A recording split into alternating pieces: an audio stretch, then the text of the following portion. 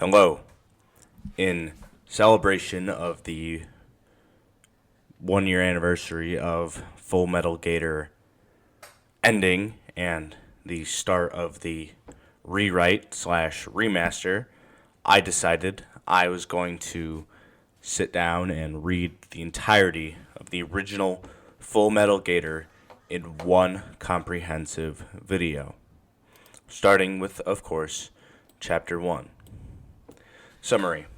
Incognito is drafted to Vietnam and is assigned to be a photographer and door gunner. Notes. Full Metal Gator is about different stories that occurred during the Vietnam War, but Snoot and Wani characters. This is going to be short to medium chapters. It is going to introduce characters as I go. I'll probably work on this to take a break from other fics. Yeah, I've improved a lot as a writer. Chapter 1. Sympathy for the Devil. All I could hear while sitting in the chopper was the whirring blades and the song Sympathy for the Devil. I couldn't decide which one I was more sick of hearing. The pilot said that it would be about half an hour till we made it to the LZ to pick up some wounded and a medic that is needed elsewhere. We are currently transporting a medic who is fresh out of training. I decided to write to my girl in the meantime, using my trusty M60 to have a stable place to write. Dear Olivia, I've now been in Vietnam for 3 weeks. Originally, I was only planning on being a photographer, but due to the lack of them, I'm now a door gunner. I have a nifty little setup where I can take pictures while still using my M60, which I lovingly named Olivia. What? Oh, shit. I misread that. I got distracted by my phone. I gotta flip it. I can take pictures while still using my M60, which I lovingly named after you due to how much ammo it can eat and its silver barrel and yellow sights, which reminded me of your beautiful eyes. Hell, I put Feed the Gator on my helmet, so I'd always be thinking of you. I haven't seen Damien. They tend to try to split up Saurians and humans due to our physical differences. I'm hoping I get to see him cause I don't know anybody else here. The guys I have befriended have decided to call me Baldy. We're nearing the landing zone, so I have to prepare my gun. Yours truly, Incognito. The pilot over the intercom tells me that we are nearing our landing zone and to get the Gator ready. I make sure the spicy blend of ammo is ready and loaded before we land. The LZ isn't supposed to be hot, but we still need to be ready for the Viet Cong. We arrive at the LZ and are greeted by the medic we are picking up. He looks to be only a little older than me. He's an orange and gray Taro with a messed up wing and is treating the wounded. Hey, your ride's here. Load those wounded so we can get out of here, I said, shouting to him.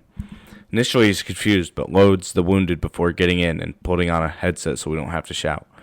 Why am I leaving? Asked the medic. Well, to my knowledge, due to the lack of activity here, they're sending in greens to get them field ready so the powers that be are transferring you back to base for someplace more active. Damn, that's kind of fucked up. The chopper begins to take off, and I notice this would be a great moment to take a picture. The medic is slouching back while the few wounded are on the floor. He goes to try to light a cigarette, but his lighter got wet from the blood. I decided to break the silence by asking him his name. Hey, medic, what do they call you? My name's Nazer. They call me FWR. What's that mean? Fucked wing retard. That's kind of harsh. Well, I was telling them about my sister Lucy, and how she called me that. They found it funny, so it stuck. What do they call you? I'm Inko, but everyone calls me Baldy. All the men in my family got early baldness. Well, shit. Hey, you don't seem much younger than me. Did you graduate at least? I was drafted a week after I graduated. Barely even got to celebrate before the letter came in. Well, that sucks. Speaking of which, where did you go to school? Oh, I went to St. Hammond in Caldera Bluffs. No shit. I went to Volcano High. Thinking of it, I bet my sister's boyfriend is here somewhere if we got drafted. Small world. The rest of the ride was filled with small chit-chat before they landed. Dear Olivia, I found out that at the region that was drafted, I made a friend today. There was a medic we were picking up. His name is Nazer, and he's a Taro. Everyone calls him FRW. He's also from Volk Caldera. Maybe you could meet up with his sister Lucy Aaron for support. I love you. Incognito. That is the end of Chapter 1. Chapter 2. Californoid. Summary. Inko finds a familiar face. Notes. Thank you guys for the support for this, and remember to feed the gator.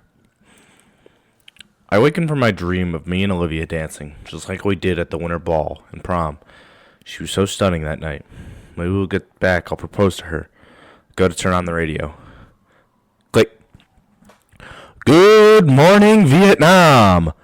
Today, before I start the music, the boys for the noise have been making some more progress, so expect to start getting moved. Now back to your regularly scheduled broadcast. California Dreamin' begins to play. Reminds me of home. Said Inco before getting called. Private Baldy, get loaded up. We're heading back. We're heading out in 0100 to pick up some skinnies. I guess I'll have to write to Olivia before I head out. My beautiful Olivia. Been a couple days since I last wrote. I'm still alive. Nazer was reassigned to our platoon, so I have a friend, thankfully. We're heading out soon to pick up some humans, or how my officer so lovingly called us, skinnies. It's not the first time I've heard it or been called that, but sure won't be the last. With love, Incognito. We head out to the LZ to pick up some humans. It'd be nice to see others like me. Hey, Baldy, I've got reports the LZ is hot. Get the Gator ready and put on your gear. Got it. As I shoot the pilot a thumbs up, I don my gear with almost perfect timing. Paranoid by Black Sabbath begins to play. As we get to the LZ, I see my comrades behind cover and see the Viet Cong coming through the trees, so I let the Gator rip. Charlie left and right are dropping like flies, and all I hear is Ozzy and the sound of my gun firing. Bang, bang, bang, bang, bang, bang, bang, bang, bang. I get lost in the moment. Begin to laugh as I kill those commie bastards. Men begin to get in the chopper before I keep them covered. The mix of tracer incendiary and FMG light the jungle ablaze. Before I knew it, we took off. The M60's one silver barrel, now a bright orange. Now out of danger, I sit back. During all that, I took only a few pictures of me going down those Charlies. Still riding that high, I begin shouting, "Woo! Beat the fucking Gator, dude!" He said the thing. I take a moment to look at my fellow humans in the chopper and notice one of them looking at me. He's kind of a stud in a non-gay way. He looks familiar? Cousin Inko? Suddenly, strikes me why he looks familiar. Anon? Couldn't believe my eyes. The mumbling dipshit of a cousin is in Vietnam and has to get the exact chopper that his younger cousin is in a gunner for. God damn. Uncle's a natural-born killer. Anon, what the hell are you doing here, man? Probably the same as you. I got drafted. My girlfriend Lucy wanted me to be a Dodger, but I wanted to serve anyway. I was too chicken shit to sign up. Lucy doesn't have to be a Batero. A buddy of mine's sister's named Lucy. Nazer? No fucking way. Guess dating dinos runs in the family. No shit. What's your girl? Olivia's a baryonyx, but I like to call her a Gator. I even named my M60 after her. That's kind of cringe, Inko. Anyways, said Nazer's here. Yeah, he's a combat medic. We picked him up a few days ago, and we bonded because we were both from Vol Caldera. Inko, have neither of us ever decided to try to find out what the other's doing?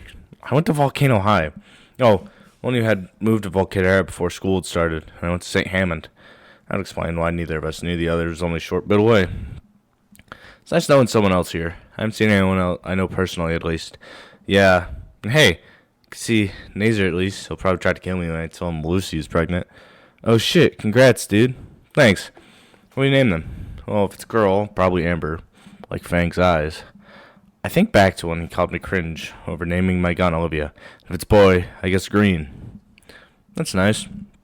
You have any plans with your girl? I think I'm going to propose to her when I get back. I really love her, dude. She's my world. Whoa. Yeah, Lucy's my turn the lights off. What's that mean? I said with puzzled looks. She's also my world. Unlike you, I married my girl before I left, but I guess you didn't have much time before you got drafted. Yeah, man. We got the fuck once before I left. Hey, at least if you die, you won't die a virgin. Hey, don't say that. I promised I'd make it home. Yeah, we all did that.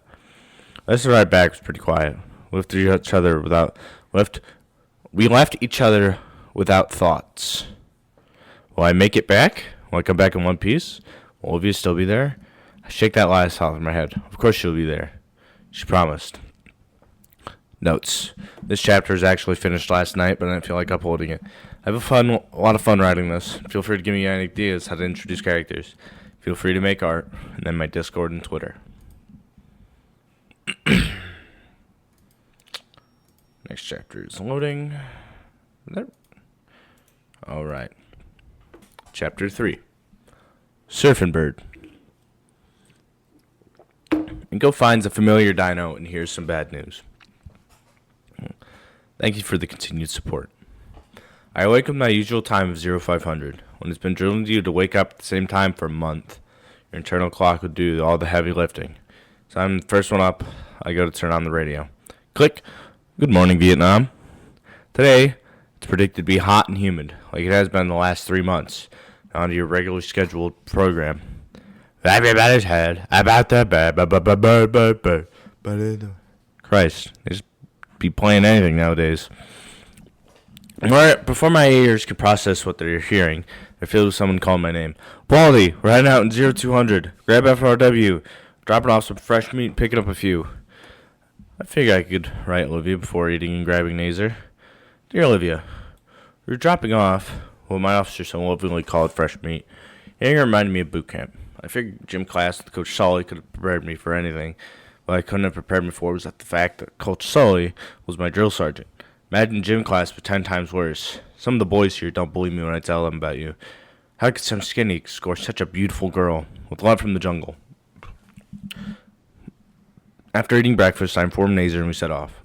The ride was uneventful, just a small chit-chat among us before we landed. The Gator did not see blood this ride. While loading a few bodies and men, I saw a familiar dino. Hey, Damien! I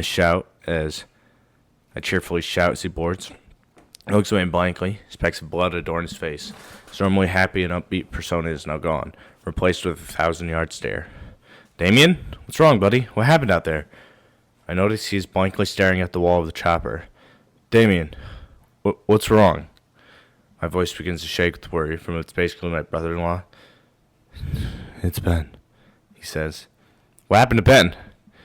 He begins to cry as he recites what happened. Ben and 3 others have been assigned to be tunnel rats. Only he knew the name of one other. His name was Sage, and he was a microraptor. Because of his short stature, he led the team down while Ben was in the rear. Sage ran into a VC and fired, but his 1911 had blinded him, left him being stabbed. They had to shoot through him in order to kill the VC. The next man in line got chopped in the neck with a machete before he could react. The third man was crawling when he hit a tripwire and blew up, in turn collapsing that part of the tunnel. When Ben resurfaced, empty-handed, an officer began shouting at him while he had turned empty-handed. Private, why are you back already? Why is your rifle on the ground? Sir, I watched 3 good men die for nothing. I never want to pick up my rifle again, sir. I will have you court-martialed if you do not pick up that rifle. Sir, yes, sir. Damien had been to the side of all of this when he saw Ben pick up his M14 and blast the officer in the chest before turning it on himself. Damien tried to stop it, but he wasn't fast enough. Damien then began to break down and cry. All I could do was hug him. You don't know what it's like to watch the life leave a man's eyes, especially when you know. Ben tried to shoot himself, but the rifle was at an angle, so he blew the back of his head out. Survived, but something like that. We wish he died in that cave.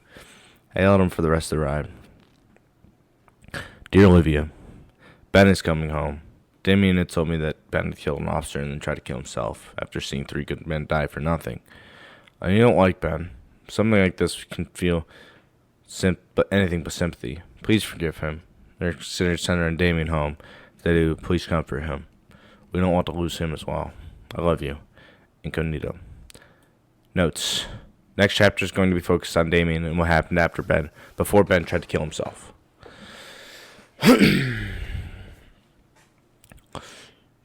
Chapter 4. The Wanderer.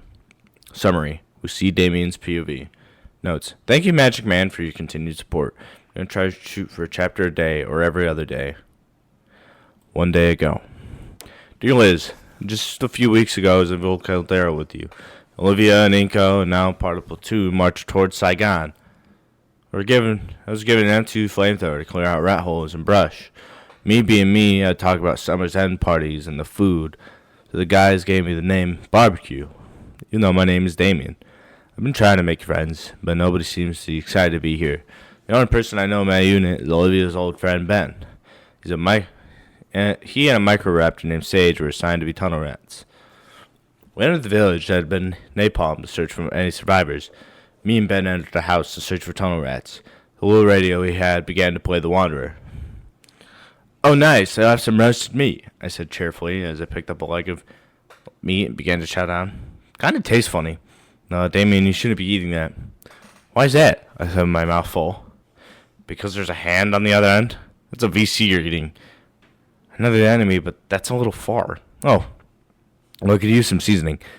"Damien, I was just joking." "Kinda." We continued to search the village before finding a trapdoor. Commanding officer told Ben, Sage, and two other short dinos to go down and clear it out. I waited near the opening to keep guard in the M16. While waiting, I heard gunfire, and not so soon after, an explosion.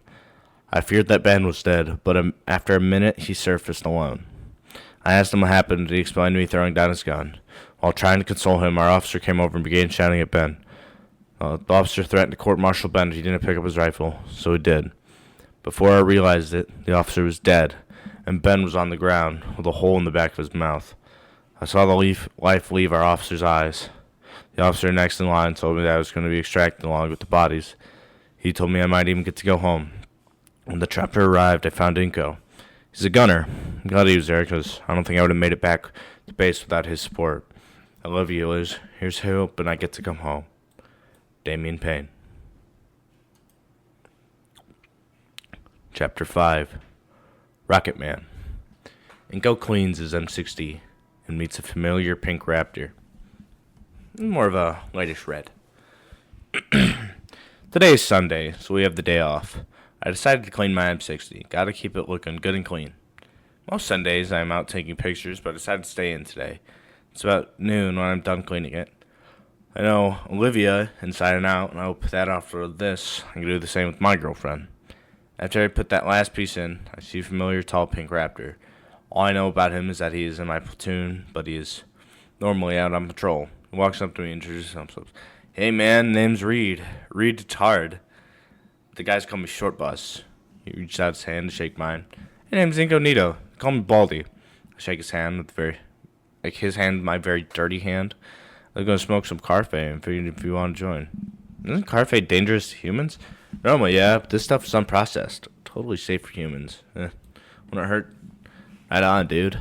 I figured that something like this would be nice after the events of the other day with Damien. Depending on how this goes, might even invite him. We enter a large foxhole. The inside is adorned with lights and a definitive smell of smoke in the air. The radio inside is playing Rocket Man by Elton John. "Hey, Short Bus brought us Skinny. Hey guys, this is Baldy." "What's good, Baldy? Here, take a hit off this," says the unknown dino as he hands me a blunt. I take a hit off it and suddenly start feeling more afloat. Feels good, don't it? Yeah. Well, check this. Put your mouth on the end of this, said Reed as he raised the shotgun to my face. Do what he says and takes a head off a blunt, blows the smoke into the barrel. Sensation I feel is indescribable. Author's note. I have autism, so I don't actually know what it feels like for normal people to smoke weed. It just makes me really aware, in other words, lock the fuck in. Why the fuck did I write that? Because I'm a rocket man. Rocket man. The rest of the day turns into a blur. It's hard to remember much, but it felt good. Might have kissed Reed at some point. I really kept, like, the carf that makes you gay, didn't I? I hope that was just my imagination. Please forgive me, Raptor Jesus. Dear Olivia, today I experienced smoking Carfe for the first time. Because it was in its raw form, I don't remember much of what I did while under its spell. I made a new friend named Reed Tard. He is the one who offered to join me. Maybe I'll see if I can convince Sammy to join me next time. It will make him feel better. Tomorrow's a new day. I'll get to go on patrol with the squad, fill in for Ben. Unfortunately. They're letting me use my M60 so I won't be separated from you. Heh. Always. Anyways, as your boyfriend, I humbly ask you to send me a picture of you in your next letter. With love from Vietnam. Incognito. Now, on to Chapter 6. Bad Company. Anon and his friend are ambushed. A week ago. I'm alone with my thoughts, the song Bad Company, by the band with the same name. I often think of Lucy back home. Sure, we rushed the marriage because of the draft, but once I get home, we'll have a nice wedding. Pretty one. Only if I come home. Hey, Mumbles, get over here. I fucking hated that nickname. Despite going halfway across the globe, my mumbling problem followed. Donald called me over with somebody from Volcano High that I graduated with. I didn't doubt that he knew me, but I didn't know him at all. It's nice to at least have someone to talk to in an almost all dino unit. Because of how big I got in boot camp, I got thrown into the dino unit. I know I have a terrible life, but some of these fags make me want to go back to my old self. The dino, which I've dubbed Schizo, is a dirty green and purple copy, rambling about conspiracy theories. Jurassic F. Kennedy was killed by the CIA. Bang! Before he could finish what he's saying, his eyes bug out and falls flat on his face. Before I can react, we begin taking fire. I drag Schizo's body into a ditch. From the shouting and how much his leg hurts, I think he'll be fine. An officer is shouting to fall back to a nearby LZ. We need to dig in like an Alabama tick. We managed to get to the LZ, take cover behind some rocks. Schizo is unconscious and has bandages all around his legs, as he's going to go home one way or the other soon. We fight tooth and nail against the VC while we wait for the choppers to pick up. Fuck! My rifle jammed! And as I begin to hurriedly try to unjam it, before I can react, a VC is right on top of me, about to kill me. He's suddenly shot to hell. Look behind me and see that Schizo and his rifle raised, still rambling about JFK. He's definitely going to go home alive. Heads up! Here comes a rooster! I hear as the officer yells this. A chopper comes in hot above my head, is suddenly filled with flaming and glowing lead. All I hear is paranoid and gunfire. The first few of us, including the injured, make our way to the chopper. I see the gunner is laughing like a maniac. He looks familiar, but there's no time to talk. As we take off, I have a chance to breathe and take a longer look at the gunner. Feed the fucking gator, dude, he shouts as he looks at me with a similar expression. Cousin Inko? Hopefully in the next chapter, y'all get to see the Olivia pinup. Chapter 7. Traveling Band. I was stationed at a small camp in the jungle. Command told me that it would be essential for a future campaign. I'm the camp's only medic, and I could swear that these dumbass skinnies are getting hurt just to get out of doing patrol. The commander wouldn't let me go out and patrol due to being the only official medic, and they said it would be too much of a risk. So I spent my days in the infirmary listening to the radio. Traveling Band by CCR begins playing. Hey, FRW, got a couple of guys who actually got injured while on patrol. Goddamn name. Lucy used to call me back that in high school, and it sucked. Okay, bring them in here, I'll treat them. Said barely looking up from Mag Magazine. I'm reading while nodding my head to the tune of the song. As the wounded are brought in, I see that one of their legs are barely being held on by just some skin. I throw it on the magazine and rush to gather all the necessary tools I will need. But nice to be informed of how bad it was going to be. As I'm bandaging the freshly amputated stump, I begin to hear shouting coming from outside. Suddenly, I hear an explosion as the north side of the camp begins to erupt the sound of gunfire. We are being attacked. I quickly and precisely dealt with the other wounds before grabbing my medic bag and rifle and began running to the north side of the camp. While on my way, I hear men barking orders. Get that damn gator over here! Go cover! My leg! Run, ticket! Run! No clue how that came through on the mic. I slide behind some cover next to one of my comrades. What's the situation? The VC are attacking the north gate. We have a few injured from the initial explosion. I took a look around to search for wounded before jumping to cover. I ran over to a wounded dino before dragging him behind cover. He said he's been hit with some shrapnel in the leg. What's your name? It's Leo, says the blue lawyer put on. You've been hit in the leg. You're only losing a shit ton of blood. That's supposed to be good. Means you're gonna go home. Treat his leg. As I treat his leg, I see a radio operator and our lieutenant yelling into it. This is Lieutenant Don. We need a napalm strike in our position. Charlie is overrunning us. We need evac immediately. I watch as Lieutenant Don begins ordering the men to retreat, but while falling back, several men are hit with explosions, including Don. I know I need to save those men, but I can't leave Leo, so I pick him up and retreat to a safe position. While inspecting Leo, I see a human blur past. What the fuck was that? Asked Leo. I think that was Thicket. I said it's safe enough to keep moving. to the LZ. I see Thicket run back towards the fight. I know he's stupid, but not that stupid. I need to find Bubba. As me and Leo make it to the LZ, I see Thicket return with Private Rex and set him down in front of me before running back in. Over the next few minutes, Thicket keeps running back with injured men. He managed to get Lieutenant Don, despite his protests about needing to die in war. As that strong, the final time Thicket ran back. He was carrying Bubba, and you could see the jets inbound. Thicket just barely makes it before the napalm strikes. I try to go over to help Bubba, but he's already too late. Bubba is dead. I'm treating the wounded and taking care of the dead. Helicopters arrive, along with the new men to retake the camp, along with the new medic. Help load some wounded into a chopper before boarding myself as we take off. I try to light a cigarette, but my lighter is too wet with blood. I hear the snap of a camera. Hey, medic, what do they call you? Sorry for no post. I've been busy with work. Got my commission now, so I expect another chapter soon. The release of Rolling Reversed. I was still writing Rolling Reversed at the time. Oh yeah, wait, that was the music, not the recording. Chapter 8. The photo arrives. As I'm getting back to leave for patrol, my name is called. Yo, Baldy, you got a letter. Sweet.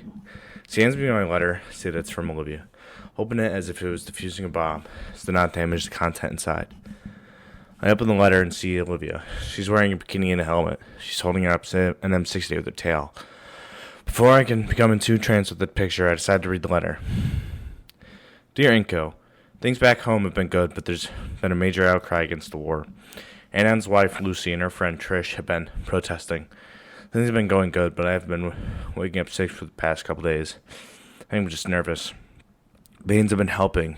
They said I can stay with them until you come back. Speaking of you, I saw one of your letters that some of your buddies don't believe that some skinny got a nice piece of ass like me. Probably already seen the first photo. Feel free to show them that picture. The one behind it is for yours eyes only. With all my love, Olivia Halford. I inspect the picture behind it. Inspect the picture and notice there's another behind it. You can tell I wrote this like almost 2 years ago. Great googly moogly. Inko, what's wrong? Nothing. Don't worry about it. Dude, your nose is bleeding. It is? Check and it is in fact bleeding. Now, believe me, I had a bare ex-girlfriend, right? Well, check this. I'm not going to include the art because it's going to be on the cover. I just kind of don't rock with this artist anymore. He just kind of disappeared. It's not bad art. I had it remade, though. Anyways, next chapter. Chapter 9. These boots were made for walking. Now with Olivia's picture firmly fixed to my helmet, I read out patrol with my squad. After getting dropped off, we begin to patrol for the next few hours. Thankfully, patrol is made bearable with our radio. The song These Boots Were Made for Walking is playing as we meander around as a group. Eventually, we find a small VC camp. As we approach, we notice that it's empty. I crouch down to inspect the area before a hail of bullets flies above my head, killing 2 of my comrades immediately. I dive to the ground and begin crawling towards the gunfire it's coming from. Baldy, get that M60 over here now! Right away! I hurry over to where I am ordered and set up to begin cover fire. Never fired at VC this close before, let alone seen them this close. Don't think of them as people. That's what they told us. Don't think of them as people. Don't think, just shoot. Shoot. Shoot. The M60's barrel glows an eerie orange. Before long, I'm called to a different position. I begin running. As I'm running, I smack into somebody. We both tumble to the ground. My glasses get knocked off my head, so everything is a slight blur. I see who I ran into isn't wearing OD green, wearing blue work clothes and holding a rifle, scrambling to his feet. I realize I just ran into a VC. He's about to kill me. Before I think, I raise my M60 and pull the trigger. 4 rounds make contact with him before he crumples to the ground. Put my glasses back on and look at him. I hit him once in the hip, once in the stomach, once in the chest, and then once through the jaw. I stand up and look at him. He's still alive. His jaw is gone and is choking out his own blood. His eyes are darting around before they eventually slow to then stop. The light leaves his eyes with the near stillness, just like Damien described with the officer. I stand there, ignoring the world around me. Suddenly, I'm snapped out of my stupor by someone yelling at me to bring my gun over. I make it to where I'm needed and begin laying down fire. They aren't people. They aren't people. They aren't. After about 2 hours, we break the attack and are safe for now. Now that it's calmed down, I head over to the VC from earlier. I stare at him. He's no older than me. Why am I here? My parents could have just paid the fee. We would have afforded it. Why are any of us here? Anna and Azer were both in college. The only people that had to come here were Ben and Damien. Ben got to go home, but not without having mental and physical scars. He tries to blow his brains out because of what he saw. What are we really doing here? What am I fighting for anymore? It's not my country. I know that. It's Olivia. How long can my love for her keep me going? I made it back to base without conflict, which thankfully let me think. When I got back to the barracks, I'm greeted with another letter from Olivia. Must have been sent soon after the one this morning. I open it and my heart drops. I've heard stories of letters beginning with Dear. I swallow hard and begin to read. Dear Inko, I'm pregnant. A couple weeks after you left, I began getting sick in the morning. After I noticed my stomach getting notably bigger, I went to the doctor. We're having twins. Can you believe it? I want you to know that I love you more than anything in the world. Please come home as soon as you can without hurting yourself. We love you. Olivia Halford. I stare at the word pregnant. I'm going to be a dad. I might not even come home to see them. I know what I'm fighting for. I'm fighting for my family. I'm fighting for Olivia and my unborn kids. That's what's going to keep me going. Hey, Anon. Yeah? I'm going to be a dad. Sorry for the wait. I was writing Chapter 3 of Rolling Reverse and Chapter 2 of 9 Years Later. There's going to be about 3, maybe 4 more main chapters before I get to the epilogue. Chapter 10, Fortunate Son. 5 months later. These last 5 months have been the hardest of my life. Not just because of the war, but also the thought of never seeing my children. But the other side of the same coin, I thought of seeing my children is what's keeping me going. I'm not here to fight for my country anymore. I'm here to fight to survive. These last few months have been fighting harder. My once near-perfect uniform is now covered in cuts and holes. At some point, I just cut the sleeves off altogether. In the letter I sent to her this morning, I sent with a picture of me holding my M60 in one hand, while flicking the other. She'll get a kick out of that. In the chopper with me are my friends Damien, Nazer, Anon, and Reed. There's a big attack that's been planned today.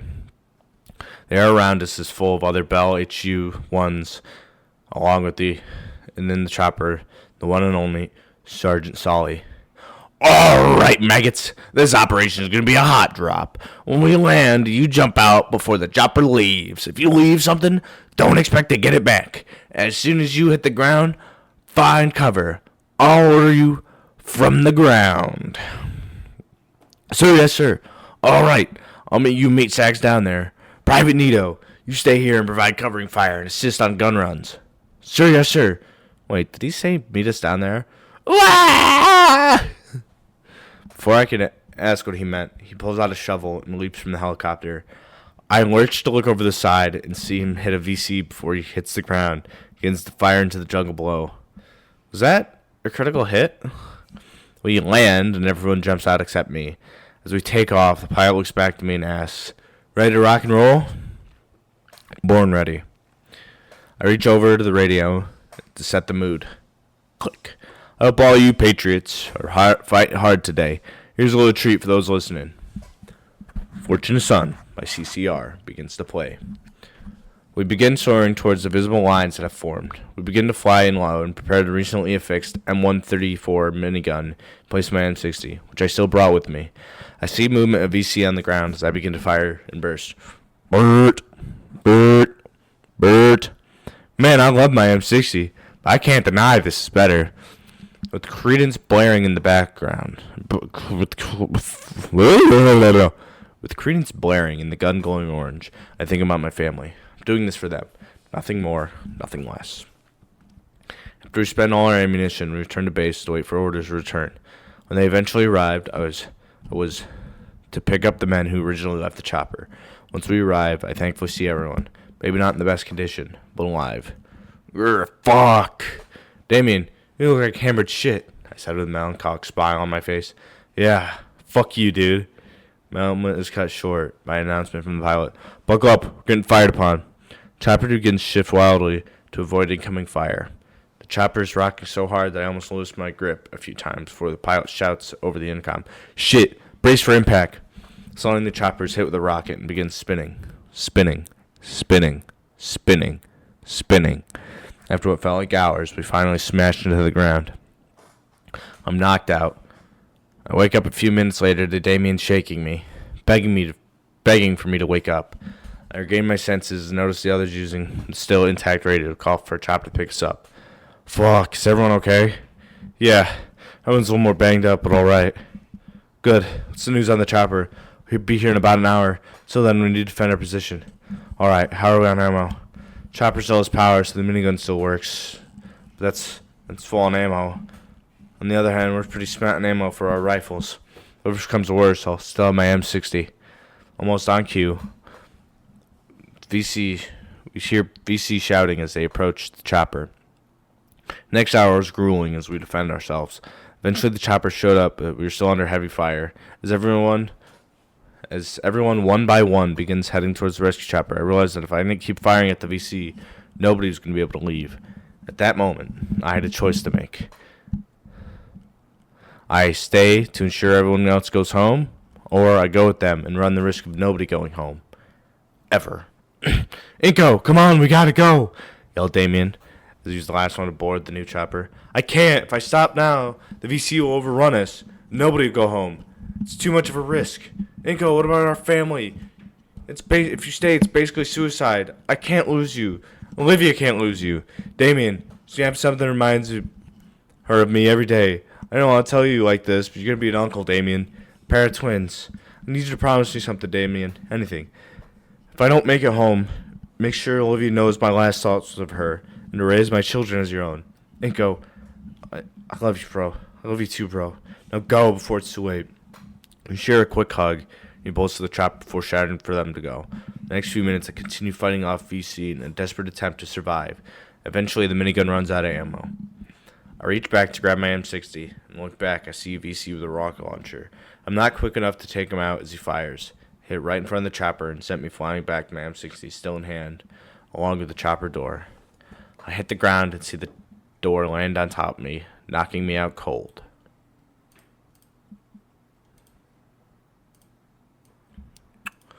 Chapter 11, Fortunate Son, Part 2. Inko wakes up in the middle of the jungle, alone. Or is he? Back and forth, back and forth, back and forth we swayed. This is nice. Safe and sound, at home, with my beautiful girlfriend. I could do this all night, Olivia. I could too, Inko. But you need to wake up. What do you mean, Olivia? You need to wake up. I won't get to see you again if you don't. Olivia, I'm with you right now. Wake up. My eyes shoot open. It's almost pitch black. The only light is from the moon. In the dark, I can feel the chopper door on top of me while my M60 is still clutched in my hands. As I regain my senses, I begin to feel pain all across my body. I push the door off my body, get to my knees. Yep, some new holes in me. I flew around the inside of the chopper, trying to find a med kit and hopefully a flashlight. After scrounging around in the dark for a while, I found a med kit. I want to patch myself up properly. I'm going to need some light. Prop the door up against the chopper and build a small temporary shelter while I build a fire and patch myself up.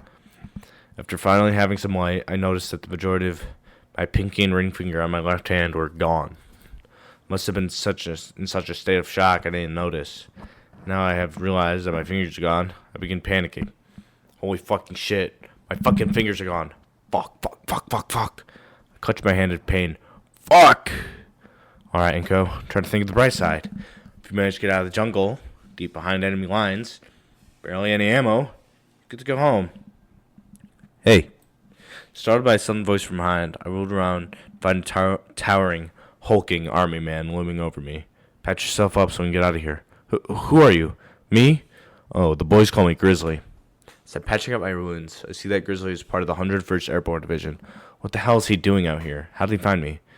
I sensed the Marine was in danger and wanted help. You read my mind? Maybe. What? Oh, I'm just thinking, best way to get out of here. Best shot is enemy camp about 20 miles southeast of here. They should have radio, maybe a vehicle. Alright, sounds like a plan. After I finish packing myself up, we head southeast towards the camp. Not before Grizzly stops me. Hey, you should pick up an AK and a few mags. You don't have infinite ammo for Olivia. Good idea. Wait, I never told him the name of my gun. It's scratched on the bottom. Can I mumble that? Yeah. Raise an eyebrow. After walking for a few hours, we arrive at the enemy camp. My best guess is that sunrise is in about 2 hours. Me and Grizzly enter the camp, making sure not to make a sound. Despite his size, Grizzly never made a sound while we were moving through the jungle at all. While moving through the camp, I find what looks like an officer's hut. I sneak in and see a guard sleeping. I can't risk getting caught. I get behind him. I pull out my knife. And in one quick motion, I grab his mouth and slit his throat. With all my strength, I hold him still while he writhes in pain, his eyes darting around, and he is quickly bleeding out. Eventually, he slows and comes to a stop. Blood covers my arms as I lay him down to the floor. I walk over to the radio and begin transmitting an emergency message back to base that I am at these coordinates. Radio back, they said they can't send a chopper for just 2 men. I ponders what to do. Look out the window and see a cage with 2 different sets of eyes staring back at me. I message back base telling them I have at least 2 POWs with me. They radio back to meet up location about 8 miles from my position at sunrise. I made my way over to the cage and saw see a megalodon and ankylosaurus. Semper Fi? Semper Fi. Semper Fi. This wasn't the plan, but I guess you guys are coming with me. Are either of you injured? No, we're fine. Just hungry. Alright, what do I call you to? Well, I'm Buster, but everyone calls me Nuts, said the ankylosaurus. I'm Chad. Nobody gave me a nickname, said the megalodon. After meeting my new companions, I briefed them on the situation. Nuts told me that there's a truck in the camp that we could use. We approach the truck, and I see that it's mounted machine gun on the back. Jackpot. Considering most of the camp is still asleep, we can just drive out the front door. But if we do that, we'll warrant the whole camp. If we're going to do that, we might as well be a bang. As Nuts and Chad roll into the cab, I noticed Grizzly's nowhere to be seen. Hey, have you guys seen that guy I was with? You're just with somebody? We only saw you. I swear. I think back to every interaction I had with him. Everything he told me. He knew one way or another. We got into a small skirmish with some VC. I swear I saw bullets fly right through him. It makes sense now. He was never here. He must have been a ghost, or maybe a figment of my imagination. Either way, he saved my life tonight. You guys gonna stand there, or are we leaving? Shit, sorry. Let's rock and roll. Chad turns the key, and the truck roars to life as I rack the machine gun before I begin the show. I snap a picture of the 3 of us, aiming the machine gun towards the barracks and letting loose. Chad slams the gas pedals as we scream out of the camp, soon followed by shouting and gunfire. Ooh, ha ha ha, home free. As we speed down the road towards our evac, I think about home. Definitely going home. Hell, maybe I'll even get a medal for this. We make it to the evac point just as the chopper is about to land. We're followed closely behind by a group of VC that I swiftly gun down using my M60. Hopefully for the last time. We loaded into the chopper. Pilot asked about the 4th guy. Told him he didn't want to leave because he was tied to this place. Pilot shrugs it off. As we land back at base, medics swarm us, including Nazer, who's surprised to see me. Inko, you're alive. What happened to your hand? You're covered in blood. It's not mine. I'll tell you later. Where's Damien? He's in the medical tent. They're sending him, and I guess, you home tomorrow. Good. He should have gone home months ago. I stumble into the med tent, still gripping my M60. Swear to God that I'm bringing it home with me. I enter and see Damien. He's staring at the ground while sitting on the edge of the bed. I walk up and cast a shadow over him, causing him to look up. Hey, man. Long time no see. Inko. He pauses. A smile spreads across his face. Tears fill his eyes. You look like hammered shit. He stands up and hugs me. I know, buddy. We're going home. We're going home. Chapter 12. Immigrant Song. Summary. Inko comes home. Last 2 months have almost been a blur, with me and Damien recovering in a hospital in friendly territory for the first month of that, along with me getting surgery on my hand and body to remove any shrapnel I picked up. The second month, me and Damien were notified that we were going to be serving Purple Hearts, and I was going to be receiving a Distinguished Service Cross for my actions. Apparently, I'm going to meet the president. I was dressed in the last suit I'll ever wear. I was in a big room with a bunch of other soldiers from different branches. We're all here to be given a medal by President Richard Nixon. Corporal Nito, to give our thanks for your valor, I'm giving you the Distinguished Service Cross. Thank you, sir. Now you're going home. What are you most excited for? See you, my girlfriend, sir. She's pregnant with twins, sir. Well, congratulations. May I see what she looks like? Asked the Spino. Well, sure, but this picture is the most innocent. I tell him as he pulled the picture of Olivia out of my coat. Oh, can't be that bad. Said the picture for a moment. Well, Corporal Nito, you are one lucky man. Sure am, sir. I say as we shake hands. The familiar rumble of the train eases my nerves. I decided to go home before seeing Olivia so I could drop off my shit that I brought home from Vietnam. As the train comes to a halt, I step off and begin walking home with a very heavy bag. I'm still surprised they let me keep my M60. I guess it'll make a nice mantelpiece in my future home. I notice that there are no cars in the driveway as I grab the hidden key and under the door and lock the door. I notice a note on the counter. Dear Inko, we're very proud of you. We had to leave for work. We won't be back until the end of the week. Love, Mom and Dad. P.S. There's a gift for you in the garage. Neat. I put my bag in my room and head to the garage. I flipped on the light and saw it. The 1972 Chevy Monte Carlo. Its chrome and blue body polished to a mirror shine. Hot damn, it is pretty. I found the keys in the ignition. I start up the engine and it roars to life. I open the garage door and make my way to the Payne's residence. Rambling down the streets of Caldera, I see an anti-war protest going on as I stop at the red light. I see a female Patero shouting as she wants her husband to come home. I wonder if that's Nazar's sister. I pull away from the protest and come into the Payne's neighborhood. I see the street is empty apart from a kid here and there playing in their yard.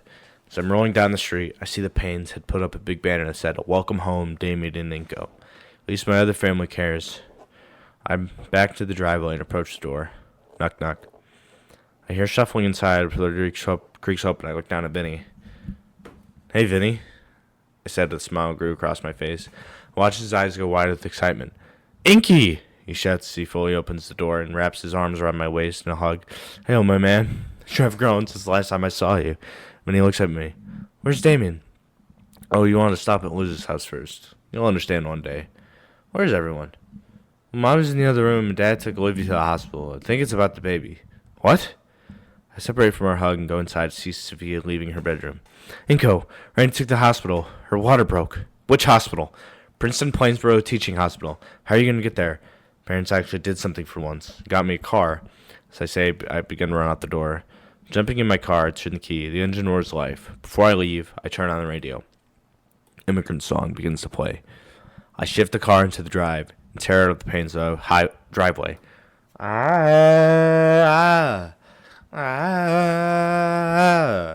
Turn on the street and turn into the heart of the city. We come from the land of the ice and snow, from the midnight sun where the hot springs flow.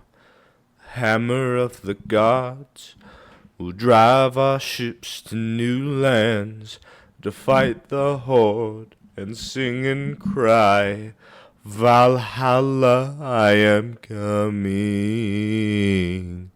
By the grace of Raptor Jesus, the streets are surprisingly barren. As I bowl past stop sign after stop sign, my focus only grows. On our sweep, with threshing our only goal will be the western shore. I have to go faster. I have to be there for my little wantinglings. I upshift as the car lurches forward even faster. We come from the land of the ice and snow, from the midnight sun where the hot springs flow. How soft your fields so green can whisper tales of gore, of how we calmed the tides of war. We are your overlords. I drift around a corner and begin seeing signs that the hospital is only a little further. I'll sweep with thrashing our only goal will be the western shore. The hospital's only a little further. So now you better stop and rebuild all your ruins. Behind me, I see red and blue lights flash to the sound of a siren. For peace and trust we can win the day, despite all your losing. Fuck. I pull over and come to a stop, turning off the car in defeat. I watch as a large black and orange Taro with a chunk missing from his crest get out and approach my car. Son, you realize how fast you were going? No, sir. I was in a rush. I look at the officer and say his name is Aaron, adorning his chest. It can't be a coincidence. Well, son, you're going 3 times the speed limit. You possibly do so important that you risk your life going that fast. Especially getting an honor like that. He points at the medals on my chest. I'm on my way to the hospital, sir. I think I know your son, Nazer. We were friends in Vietnam. Small world, but considering the bandages on your hand aren't bleeding, you don't look like you're in pain. Why are you in such a rush? Sir, my girlfriend is giving birth to our children. What hospital? Princeton Plainsboro. Well, the one man and the other has been held back. Make sure you get to see them. Walks back to the squad car and pulls out a radio. All units, this is Commissioner Ripley Aaron. Need the streets so clear around Princeton Plainsboro Teaching Hospital within a mile radius to be locked down. Need the streets clear. After a few minutes, the commissioner approached my car. Streets are clear. Semper Fi. Thank you, sir. Semper Fi. I turned my engine back on. I could see the commissioner salute me. I salute back before making a mad dash down the street. Olivia. Damn it. I was hoping that Inca would be here. I need him to be here. Sure, Uncle Randy and Da are here, but I need my Inky. The last I heard from him was a week ago. He was going to the White House to be awarded a medal, and he's going to be home today. Suddenly I see Randy look out the window and see something.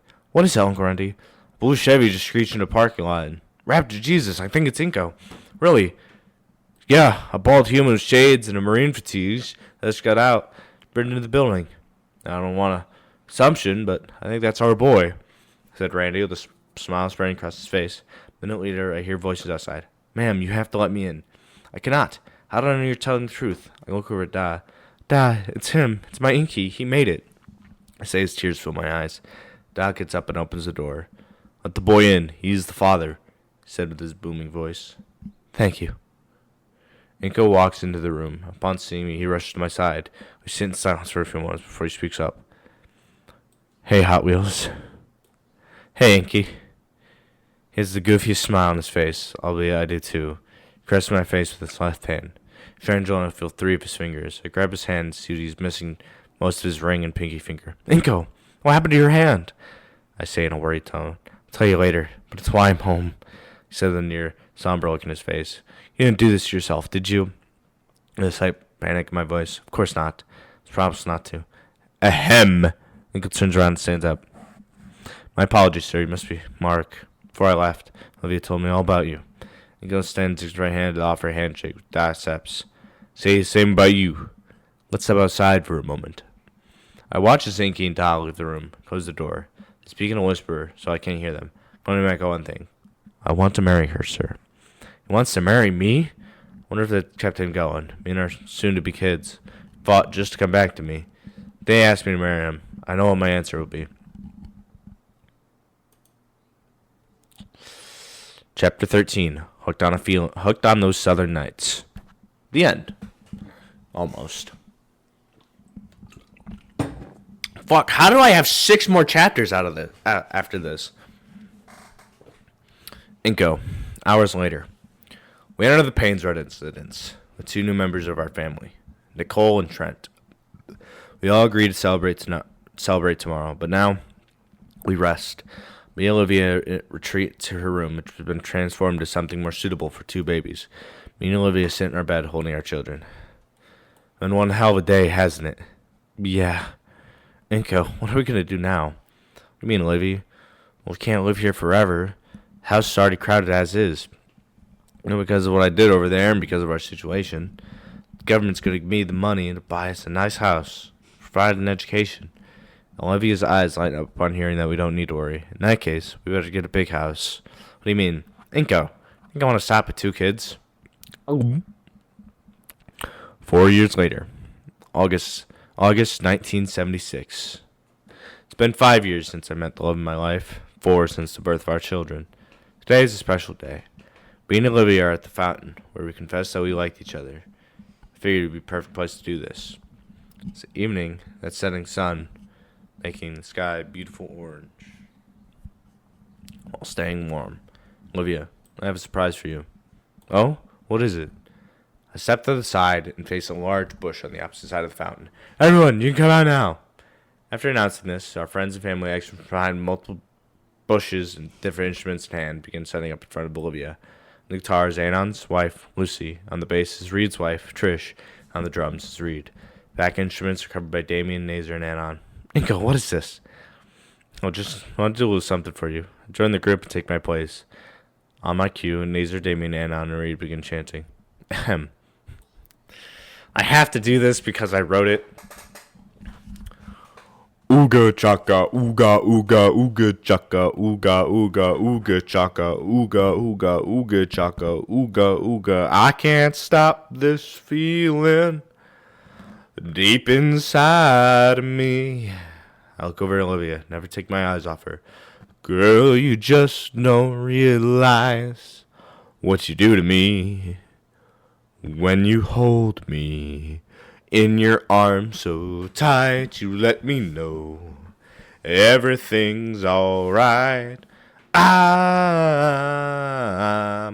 hooked on a feeling. I see Olivia clamp her snout with her hand to not yell out in what I hope is excitement. I'm high on believing that you're in love with me. Lips as sweet as candy, its taste is on my mind. Girl, you got me thirsty for another cup of wine. I quickly look around and see my friends and family playing their hearts out. We had to teach Damien how to play trumpet, which was pretty hard to keep secret. Got a bug from you, girl, but I don't need no cure. I just stay a victim if I can for sure. All the good love when we're all alone. Keep it up, girl. Yeah, you turn me on. I'm hooked on a feeling. I see Olivia laughing while sitting on the edge of the fountain. I'm high on believing that you're in love with me. I see Olivia swaying at the rhythm of the song. I battled to join her, but I have to finish the song. All the good love when we're all alone. Keep it up, girl. Yeah, you turn me on. I'm hooked on a feeling. I'm high on believing that you're in love with me. I'm hooked on a feeling. I'm high on believing. Yeah, it's just the rest of the song. As the instruments come to a stop, I approach Olivia with a huge grin on my face. Inky, you're so corny. What am I going to do with you? Well, if that was corny, I probably shouldn't do this. I slowly drop down to one knee and pull out a ring. Olivia gasps, not knowing what to do. Olivia Halford, will you marry me? You dork. Yes. Before I can celebrate, Olivia leaps from the edge of the fountain and tackles me to the ground while giggling. Not long after, we were crowded by our friends and family. Damien picks both of us up and wraps us in a hug, which damn near squeezes out all the air in my lungs. He begins laughing, which causes me and Olivia to start laughing, which leads to everyone else to start laughing. We decided to get married officially the next week because school had just started up for the four of us. We wouldn't have time for our honeymoon and its related activities. In the summer of 1977, we had our wedding. The night was beautiful, but not as beautiful as my bride. Damien told me he had a surprise for us after the ceremony. Damien, can't your surprise wait until me and after Olivia dance? Well, I managed to pull a few strings at the news station and got them to play a certain song that you two could dance to. Thank you, Damien. What's the song? Well, if I told you, it wouldn't be a surprise. A few minutes later, we gathered around. Damien connected the radio to speakers so we could hear it. Tonight, we would like to congratulate Inko and Olivia Nudo on their marriage. We're going to play a very special song for them. Southern Nights begins playing. Me and Olivia's faces light up as we make our way to the dance floor. With her tail brace that I got her as a Christmas present adorned, she begins standing with my assistance. Got much stronger since the first time we did this. I plan on staying this way so we can dance forever. Southern nights. Have you ever felt a southern night? Free as a breeze, not to mention the trees, whistling tunes that you know and love so. Southern nights, just as good even when you close your eyes. I apologize to anyone who could truly say that he has found a better way. Round and round we moved across the floor, staring each other's eyes. Sure, we danced many times in the last almost 6 years we have known each other. It's moments like this that make them unforgettable. Southern skies, have you ever noticed southern skies and southern skies? Its precious beauty lies just beyond the eyes. It goes running through your soul like the stories told of old. Old man, he and his dog that walked the old land. Every flower touched his cold hand as he slowly walks by, weeping willows that cry for joy. Joy feels so good. Feels so good, it's frightening, wish I could stop this world from fighting. I glance around as everyone else in their respective partner begin dancing. Looking around, I even see Ben and Lunara swaying together. I'm happy for Ben that he found Lunara. Despite his physical and mental flaws, she loves him enough to carry his child. He talked to me and Olivia earlier about throwing the bouquet to Lunara, so he proposed to her after the wedding. Mysteries like this and many others in the trees, blow in the night, in the southern skies.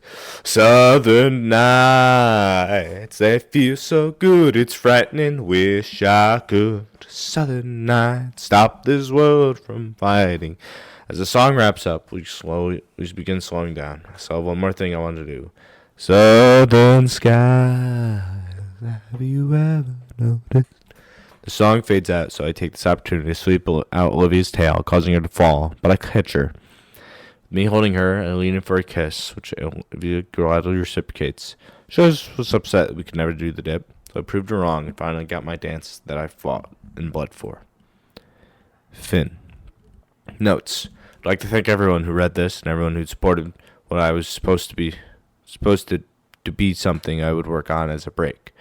The truth is that FMG took over my brain. I couldn't stop writing about it. But don't worry, this isn't the end.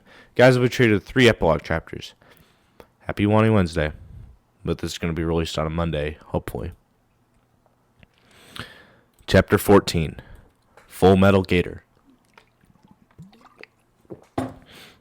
There's a knock at the door at the Nito residence. July 1983. Knock, knock. Door creeps open, and I look at what looks like a baryonyx boy with something just a tad off in the doorway. Hello?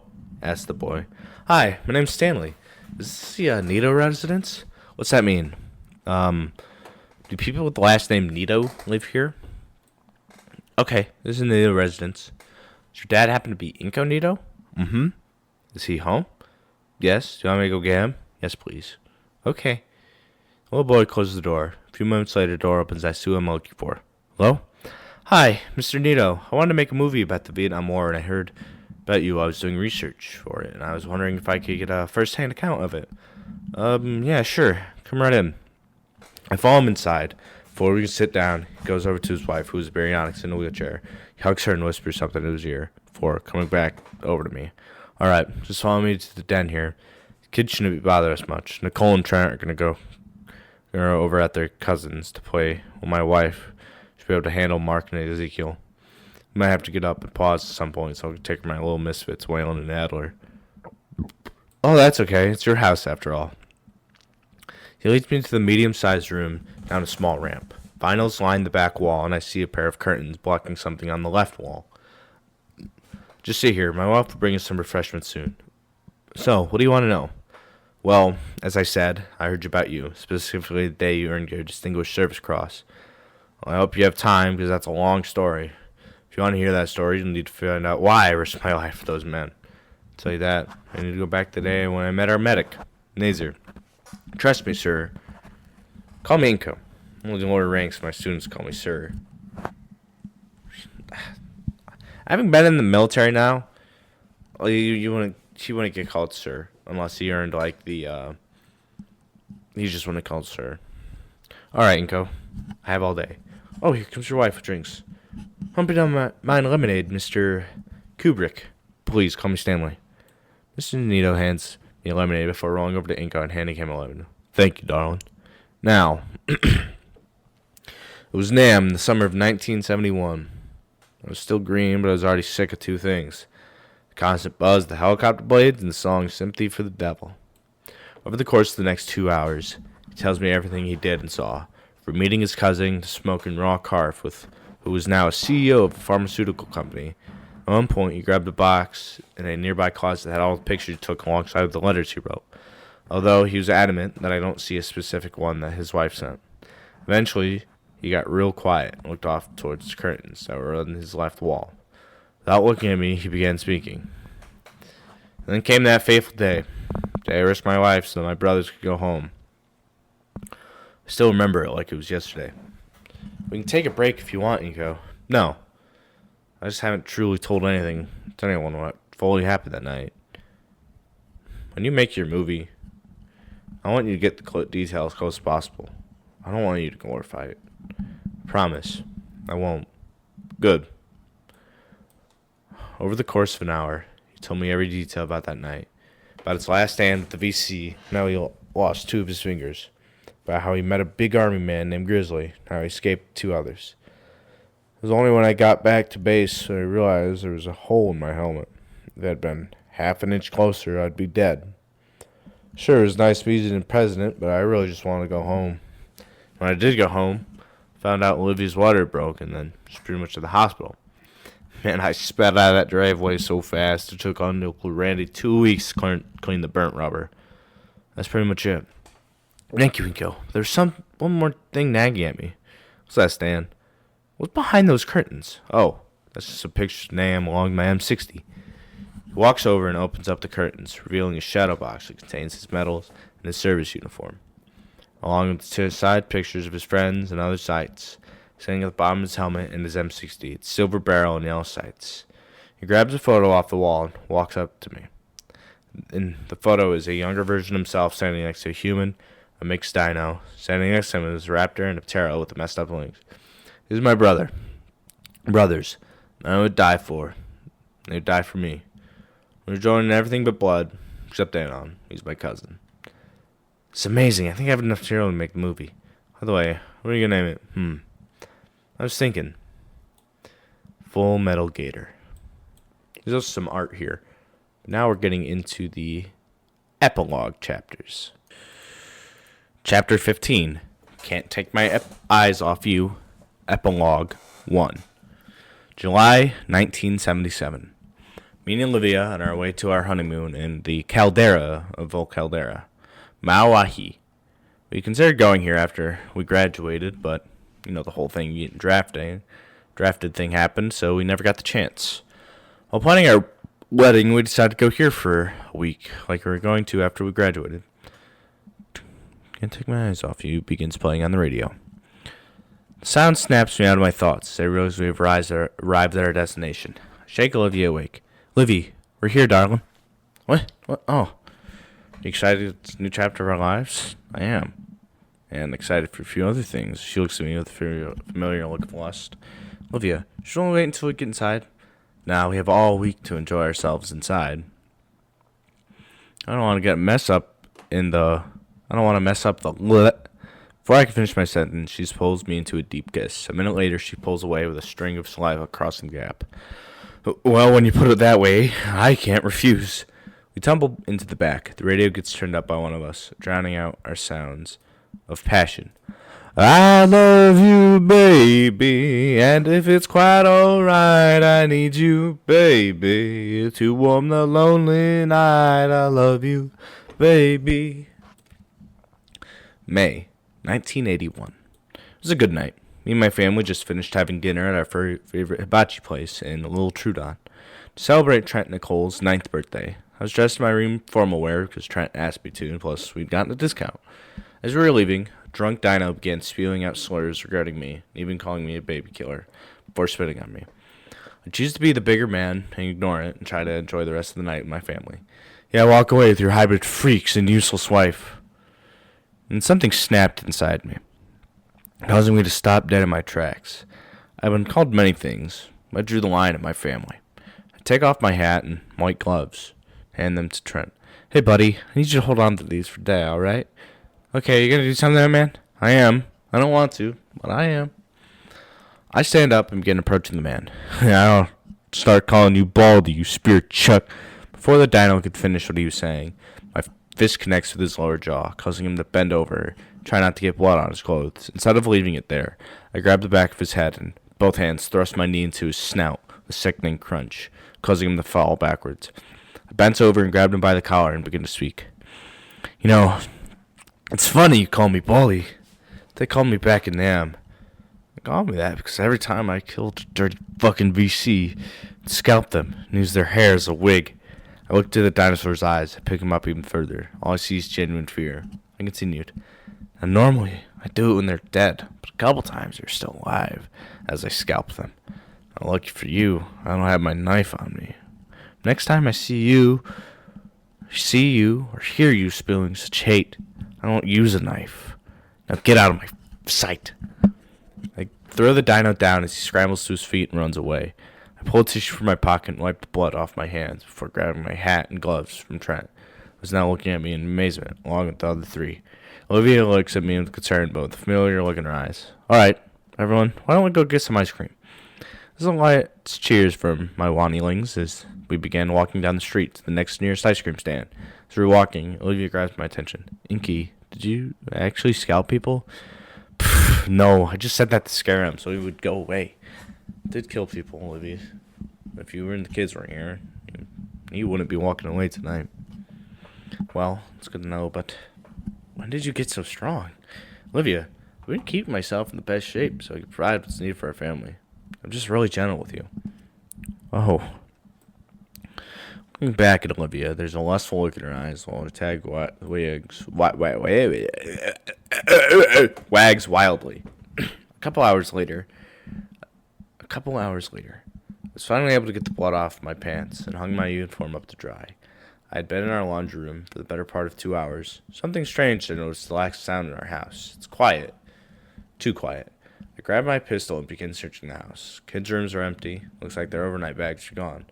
I made my way to mine, Olivia's bedroom, which is lit by candlelight. I see her on the bed, covered with a large blanket. Olivia, where are the kids? Set my pistol down on a dresser. Oh, I sent Trent and Nicole to Aunt and Lucy's to spend the night. Mark and Ezekiel are at the Paynes for the night. Well, why did you do that? Come here and I'll tell you. I approach and see that she isn't wearing anything under the covers. She beckons me closer with a single claw. I don't want my beloved Inko tonight. I want to be manhandled by the big, strong Baldy. If you insist on meeting Baldy, we ought to set the mood. Walk over to the vinyl player and put on a jazz record with a lot of tuba. Hello, miss. My name is Inko. You can call me Baldy. I say with a devilish grin that grows on my face. June 1981. Me and Olivia are attending our 10-year high school reunion. There aren't many people here. Some moved away. Some choose not to come. Some, unfortunately. And unfortunately, some of us never came home from Nam. Damien and Liz are talking with a couple of Damien's old sports buddies. Ben and Lunara are chatting with Kiara and her new husband, who funnily enough is one of the dinos that I saved that fateful night. Ben wears a mask that covers the lower part of his face while in public. His physical wounds healed, but the metal scars are still there. He looks happy. I see his eyes drift over to the crowd and he suddenly stops. His eyes go wide and turns and whispers to Lunara. I look over and see her, the crimson cunt herself. Hey, Ben. Long time no see. Ben stays quiet, only glaring at her. What's the matter? Sabertooth got your tongue, or did you blow that off? I see Ben clench his fist, only to be stopped by Lenora. Just ignore her, sweetie. Of course you get with her. You never find someone as good as me. You're the reason I did this, said Ben, his voice hoarse. What was that? Caroline started. You caused this. If it wasn't for you, I would have never gone over there. Typical Ben, always blaming someone else. Without realizing I had approached the tree and began speaking. Mia, I think it's time for you to leave. What are you going to do about it, skinny? I don't want to find out what I'll do, Mia, so you best leave. You threatening me? Maybe. I'm not the scrawny human I was back in high school. I've seen things. Ben saw things that my man should have. Please, leave before something happens. A snarl grows on Mia's snout before she swings her tail to hit me, but not before I catch it with my left hand. Her look of hate is immediately replaced with confusion as she stares at my hand and yanks her tail away and turns around. This wasn't worth my time anyway. As she's walking away, a hand taps my shoulder. It's Ben. Before I can say anything, he wraps me in a soft hug. Thank you, Inko. Thank you. You're welcome, Ben. I know I couldn't just stand there as my brother was forced to remember. As you reciprocate the hug. March 1991. My boy is home. Despite my protests, Trent enlisted in the Army after he graduated. Dad, I'm going to do this so I can get free college. What's the worst that could happen? Desert Storm. That's what happened. But after he came home safe, my boy is starting a new chapter in his life. He'll be going off to college in September for business. He hopes that he can work in New York City one day. Just hope that his future in this career is as bright as he is. My middle boys, Ezekiel and Mark, are in high school now at Volcano High. The arts didn't really attract them as much as it did Nicole and Trent. My two little misfits, Adler and Waylon, are still in their youth and are inseparable. They kind of remind me of Vinny and Damien if they were the same age. Those two will face more hardships than their siblings because of how they look, but I know that they'll live in a free country. That's why I fought. So they won't have to. Chapter 16. I'm for Love. Epilogue 2. Inko and Olivia's 25th anniversary is coming up in a few days. Nothing could ruin this. Click. I turn off the alarm. My internal clock always wakes me up before it goes off. Olivia's goes off 15 minutes after mine, so I have enough time to get ready for the day. I get out of bed and kiss my sleeping wife on the forehead before getting dressed and leaving the bedroom. Me and Olivia's 25th anniversary is coming up this weekend, so I've been pampering my beautiful Gator girl. As I exit the hallway towards the kid's bedroom, I see that there's a message on the answering machine. I press play. Click. Due to a national tragedy that has happened, we at St. Hammond and surrounding schools have chosen to cancel school for today. I guess I'll find out what happened. Find out what that was later, but right now, I think I'm going to make breakfast for my family. It's the least I could do. I've been married to a cook for this long, and I've known her for longer. You pick up a thing or two. As I begin making eggs, toast, and bacon, Olivia wheels herself out of her room. While still groggy, she asks me a question. Inko, why are you cooking breakfast? Oh, school is canceled today, so I figured I'd treat you and the boys to some breakfast. Oh, did you wake them? No. They've been working so hard since the year started. I figured I'd let them sleep in for a little bit. Well, that's nice of you, Inky. Suddenly I hear thumping coming from Waylon's room as he bolts over to his brother Adler's room. He looks in and sees that he's still sleeping. Dude, we're going to be late for the bus. Shit, why didn't Dad wake us? Waylon bolts back to his room. A few moments later, they both dash out of the rooms, but not before colliding and falling to the floor. Adler's is the first one to stand up. Adler is what's called a homo saurian. He looks like a human, all apart from his eyes and hair color that he got from his mother. His brother, Waylon, we mistook for an albino when he was first born, but soon realized that he just inherited my skin tone. Never loved them any less than we did our other children. We made sure the misfits knew that. What are you two in a rush for? We're going to miss the bus. Oh, I forgot to mention, school's canceled today. You could have at least told us that before we got to each other and gave each other a concussion. Don't give me that lip like that. Anyways, sit down. Breakfast's almost ready. By the time we finished breakfast, it was already 8 a.m. The boys retreated to the den to play on the PS2, which could produce mind-boggling effects. Me and Olivia were relaxing on the sofa when I remembered something I had bought the other day. I was planning on saving it for the weekend, but I had plenty of planned already. Excused myself and walked to the den where the boys were playing. I go over to my vinyl collection where I grab a 45 from the country music section. I head back to the living room where I greet my wife. Miss Nito, would you care for a dance? Oh, I would be delighted. I approach the vinyl player and set the disc down after moving the needle into position. Song crackles to life. I'm for Love by Hank Williams Jr. I grab Olivia's hands, I lift her up, and we begin. Mothers against drunk drivers. The Pope is against the pill. Unions against the workers, working against their will. The president's against the Congress. The Senate is against the House. People are against politicians, and I'm against cats in the house. We stare into each other's eyes. I don't need Olivia to tell me what she's thinking, because I already know. Just keep your eyes on me. But I'm for love, and I'm for happiness, and I'm for if you don't like it, can't you just let it pass? And I'm for turning off the news and turning down the lights, 'cause I'm for nothing else but me and you tonight. We continue swaying around the room. There's nothing special about this dance, but I'm treasuring it like it's the first time we did it. Cities against the counties. Counties against the state. State is against the government. And the highway still ain't paved. The bankers against the farmer. The farmers against the war. Doctors against me smoking. And the devil's against us all. I know Olivia isn't a fan of country, but she knows that I love it. So she does too.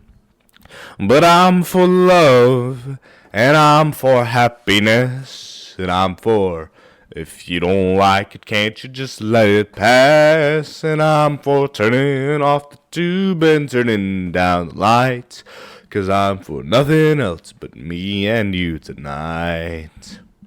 We begin bobbing up and down at the beat of the music, simply enjoying ourselves. The cops are against the robbers, the laws are against the cops. Justice against the system, and some people are blowing their tops. Psh, horses against the automobile, the bus is against the train.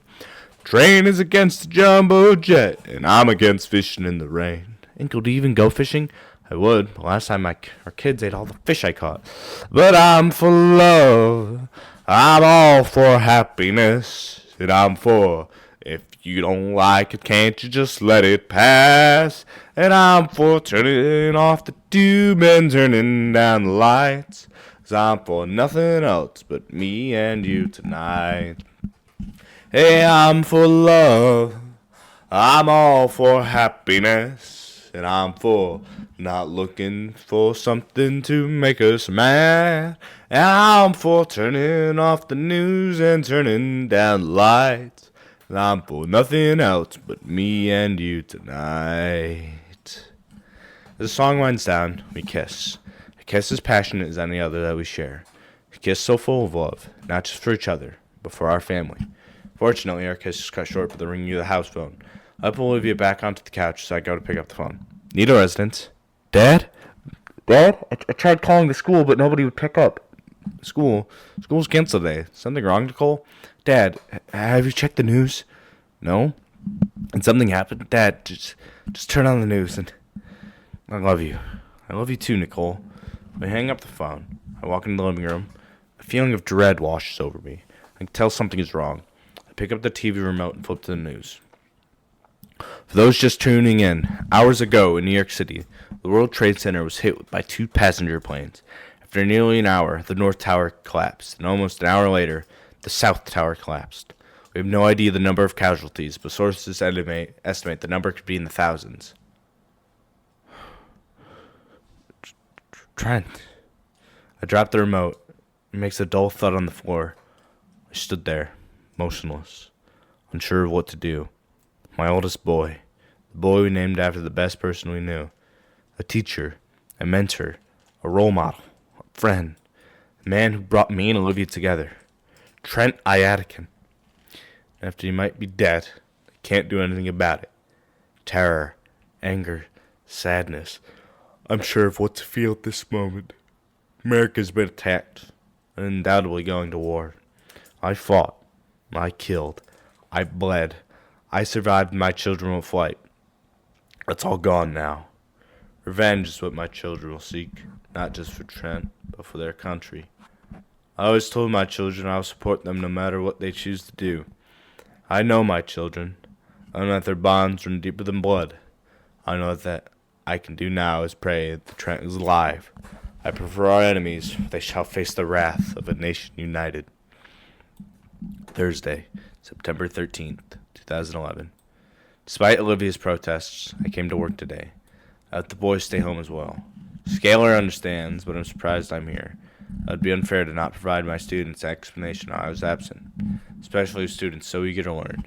Despite how hard I am trying to keep my composure, my students see the cracks. I made it halfway through the first period before I couldn't hold it any longer.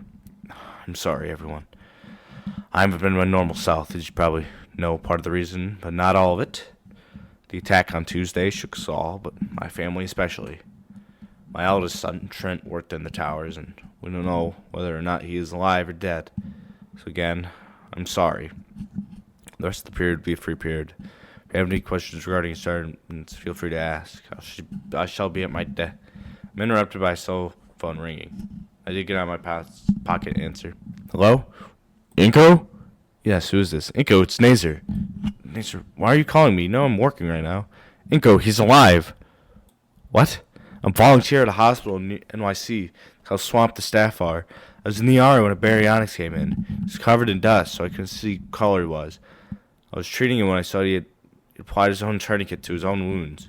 I recognized them. So that's how I did them. That's how I taught him. I wiped the dust off his eyes. And he opened them. I recognized those blue pools of yours. I did all I could before they took him to surgery. But Inko, he's alive. Trent is alive. Which hospital? I'll text it to you. I click the phone shut and just stand there. Class, you must excuse me. I walk to the door. The moment I step outside, I bolt to the parking lot and jump in my car. Starting it up, I speed home. Within what feels like seconds, I'm already going through the front door. Olivia! Honey, what are you doing home already? It's not even lunchtime. I practically tackle Olivia before picking up her wheelchair in a tight hug. Inko, is something wrong? He's alive! Our son! Begin breaking down, sobbing. Trent, alive. Our boy. He's alive. Olivia begins crying with me as we hold each other tighter. The only thing holding us together is each other. I'd also like to thank Bear. Bears are cool for reading this chapter. I forgot that he was alive for 9/11, so I accidentally made him relive 9/11. Again, sorry for that. Chapter 17, Epilogue 3, Rooster. Inko heads to New York to see his son. Monday, September 17th, 2001. I exit JFK Airport and call a taxi.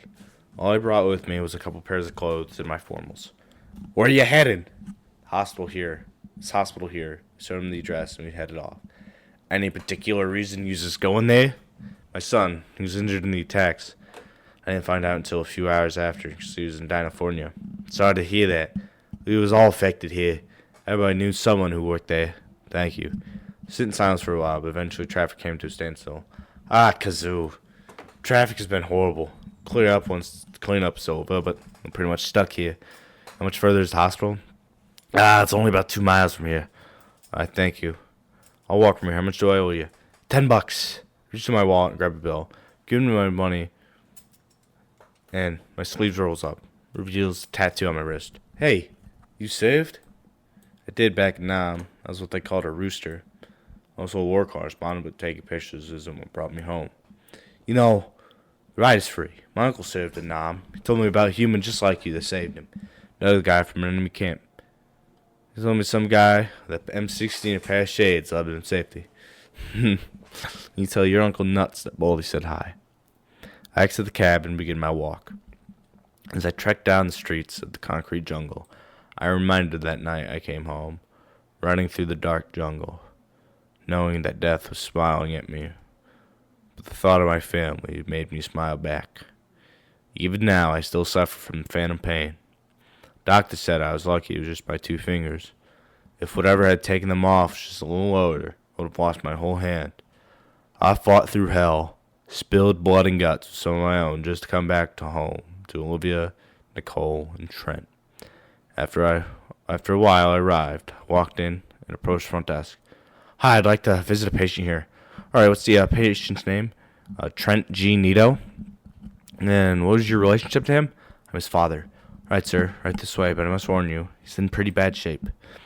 As we approach the room, I get a feeling of dread. I know that when I step into that room, it may be the worst thing I've ever seen. I reach for the door, but before I open it, Vivian, Trent's wife, steps out. She's a baryonyx girl that Trent met when he moved here. She stops and looks at me for a moment before realizing who I am. Last time we met was at the wedding, so it's understandable. Oh, Inko. Hey, Vivian. How is he? Doctor said he'll live, but it's going to be hard. He's tough like me. She steps to the side as I enter. He's asleep. I can see the outline of his body. His left forearm and below his knee and his left leg are gone. Below the knee on his left leg are gone. His breathing is raspy and strained, despite having an oxygen tank supplying him. His head is partially bandaged, covering one of his eyes. I've killed men with my hands. I've seen men die in horrific ways. But this is the worst thing I've ever seen. My boy, mutilated not in some foreign land, but in his homeland. Whoever did this will pay, but not right now. I sit next to him and just watch his chest rise and fall. Rise and fall. Rise and fall. Rise and fall. Eventually, he begins moving and stirs awake. Hello? Someone there? I can't see. Lights are too bright. I collect myself, pull out my spare pairs of shades, carefully unfold them and place them on Trent's face. He blinks a few times before realizing who he's looking at. Dad? What are you doing here? I came to see you. I heard from your Uncle Nazer that you were alive, so I had to fly over here. How long have I been out? Last thing I remember was following a pterodactyl man out of the building. After that, not much. You've been out for 6 days. Tell me about this tarot. Well, after the explosion, the building filled with smoke, and nobody could make heads from tails. Eventually, Taro showed up out of nowhere. Never seen him before, but something about him was familiar. Like I had known him my whole life. He was white and yellow with platinum blonde hair and this award-winning smile. He had on this white coat stained with paint, and on the inside he had a golden feather. He pauses. Did he give you his name? It was funny. His name was also Trent. I guess that is funny. He led us down the stairs and out of the building before it collapsed, I think. I don't know if he's okay or not. You know, I think he's doing just fine. How do you know? Just a hunch. Just then, there's a knock at the door. Come in. We said it's Vivian, and behind her is a young baryonyx boy who could be no older than 5. The boy approaches me, and we sit next to each other. Hey, buddy, I want you to meet something. Come on. It's your Grandpa Nito. Hi. You don't look like my dad. You're a human. Well, your dad is a hybrid. He just looks like any other baryonyx apart from his tail and snout being shorter. What's your name, little man? My name's Inko. My dad says that I'm named after his hero. I can't help the smile crossing my face. All right, Inko. I think your mom and dad are going to come with me and Grandma. Dad, what do you mean? You can't afford that. I got it covered. We have some friends in high places that wouldn't be here if not for me. What are you going to do? We're going to make enough money to save for to last us maybe 6 months. Like I said, I have it covered. I know you and your family will be okay. Thank you, Dad. You're welcome, son. I bet we should tell the doctor you're awake. It's going to be a long road to recovery. What do you mean? Trent, look to your left. Looks over and notices his arm and leg are missing. Ken's hyperventilating before he gets out of control. I grab him by the shoulders. Trent! You need to listen to me. We will get through this. We both know people that experience this. We will be fine. It will be fine. I know you'll be fine. I hope.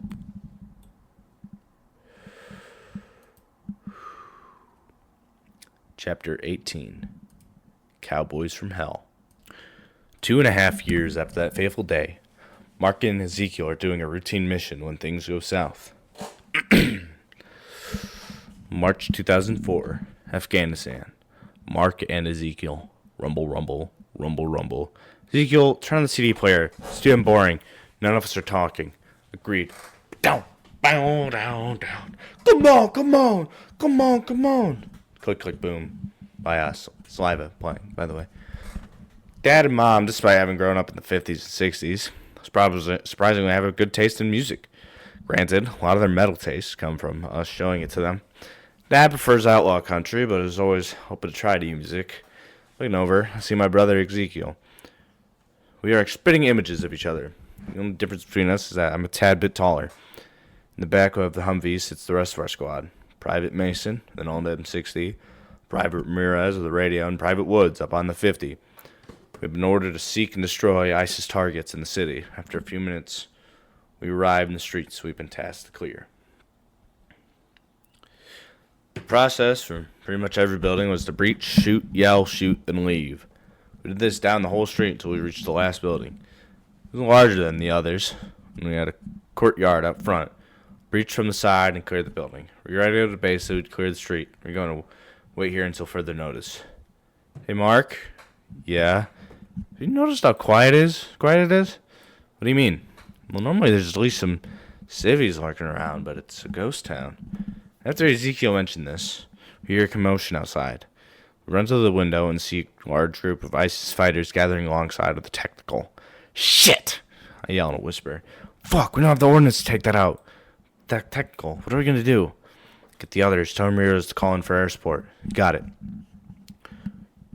Ezekiel runs off, guys, the others bring them to me. Ramirez and Mason, go to the roof and call for air support. Supply covering fire. Woods, Nito, and I are going to be set up here. God be with you too. We set up and lie in wait. As the combatants begin approaching, we wait until they enter the courtyard. I signal Woods and Ezekiel to open fire. Catch them by surprise and they retreat outside the courtyard, but not before we killed a few. We begin hunkering down and preparing for the onslaught until support gets here. We fought for the next hour until a pair of voices crackled over the radio. This is your pilot Danzig speaking with Wolfgang here in an AH-64 Elijah Apache attack helicopter to deliver 20 millimeters of freedom straight to you. Now, Wolfgang, would you care to tune on the tunes? Which one? Trent's favorite, of course. Will do. Cowboys from Hell begins playing, but not quite yet. Wait a damn minute. Is that what I think it is? I think so. Adler and Whalen. Basic training was hard as our brothers made it out to be. We were treated harder by our drill instructor because he assumed our parents treated us soft because of what we were. Private Adler Nito, what the hell is wrong with your eyes? Sir, I'm called a homo. Sorry, sir. You're a homo? How did they let you in here? No, sir, I had my father's human traits, sir. And now, what the hell is wrong with you, Private Whalen, Nito? I didn't think albinos into my army. Sir, I simply heard my father's skin tone. Dr. Silas about it, so they chose my eyes, sir. Well, I bet you two were treated real special growing up. But not here. You two, you bearer of misfits. That's what I'll call you two. Sergeant never did give us a chance to correct them, but we got the feeling that if we did, it would only make things worse. But hey, that's how we got our names. After boot camp and another year of training, we finally became helicopter pilots. Got our own Apache attack helicopter named Elijah. It was the name of an old Indian in one of Dad's old country songs. Today we received orders for air support team that was pinned down by a technical. We fueled up and loaded the weapons before taking off. So we made our approach. We ready to the squad ground. This is your pilot Danzig speaking with Gunner Wolfgang here in the AH-64 Elijah Apache attack helicopter to deliver 20 millimeters of freedom straight to you. Now, Wolfgang, would you care to turn on the tunes? Which one? Trent's favorite, of course. Will do. Cowboys from Hell by Pantera. We make our approach. Please mark the target area with colored smoke. We don't got any. We'll just gather on the roof and light a flare. Affirmative. Oh, come on. Under the lights we stand tall. Nobody touches us at all. Shout out, shoot out. Spread fear within, without. We're gonna take what's ours to have. Spread the word throughout the land. They say, bad guys, we're black. We're tagged and can't turn back. We see the squad gather on the roof. Almost on cue, we can begin getting fired upon. You see us coming and you all together run for cover. We're taking over this town. Dun dun dun dun dun dun dun dun dun dun dun dun. Adder lets loose a burst of 20 mic rounds to the visible targets we could see. Here we come, reach for your gun, and you better listen well, my friend. You see, it's bad snow down below, aimed at you with the cows from hell. Deed is done, again we've won. Ain't talking no telltales, friend, cause high noon, your doom coming for you with the cows from hell. But no. We spotted a technical swinging its gun towards us, sending hellfire. In a loud boom, the truck is atomized. Oh, pillage the village, trash the scene, but better not take it out on me, cause Ghost Town is found where your city used to be. So out in the darkness into the light, sparks fly everywhere in sight from my double barrel 12 gauge. Can't lock me in your cage. Me and Alder begin laughing like those two characters from that show that Mom and Dad didn't let us watch. What was it? Beaver and Buttface? You see us coming and you all together run for cover. We're taking over this town. Dun dun dun dun dun dun dun dun dun. Adder lets loose another burst of rounds. Here we come, reach for your gun, and you better listen well, my friend. You see, it's bad snow down below, aimed at you, the cows from hell. Deed is done, again we've won. Ain't talking no tall tales, friend, cause I knew time to coming for you with the cows from hell. You don't happen to be the Neo twins, do you? Which one? The three of them. The youngest one, you pair of fucking misfits. Wait a minute. Mark and Ezekiel. Hear this, Adler? All the squads in Afghanistan. We had to find our brothers. Can't believe it either, Waylon. You guys are still getting shot at. Shit. Adler lets loose the rest of the Hellfire missiles, obliterating the remaining ISIS fighters. Here we come, reach for your gun, and you better listen well, my friend. You see, it's been slow down below, aimed at you with a gun from hell. Deed is done, again we've won. Ain't talking no tall tales, friend, cause high noon, your doom. Come for you with a gun from hell. Ow! Step aside with a gun from hell. Before we fly back to base, we do a fly over the building, assume his mark, and throw up their fists in the air. Hoorah! Hoorah! A couple hours later, we're the hangar cleaning up their patch, and we see a Humvee approach. Two Dinos exit. Faces obscured with same mask. They get closer to recognize two as our brothers. Well, now, you sons of bitches. Hey, don't talk about our mama like that. We all share a laugh, and we hug each other. Think of all the times we had to save your ass in school, and if you pay us back in some distant land. One for you guys, probably would have joined up, to be honest. I don't think. Dad never wanted any of us joined, especially after Trent got sent to Desert Storm. And here we all are. I think we ought to take photos sent home. I think we should. We get a camera set up into position, side of the helicopters, and proudly displayed. To the left is Waylon and Adler, who are holding their helmets. To the right, Ezekiel, M4 in hand, written in the back is with love from Afghanistan. I might have this art redone.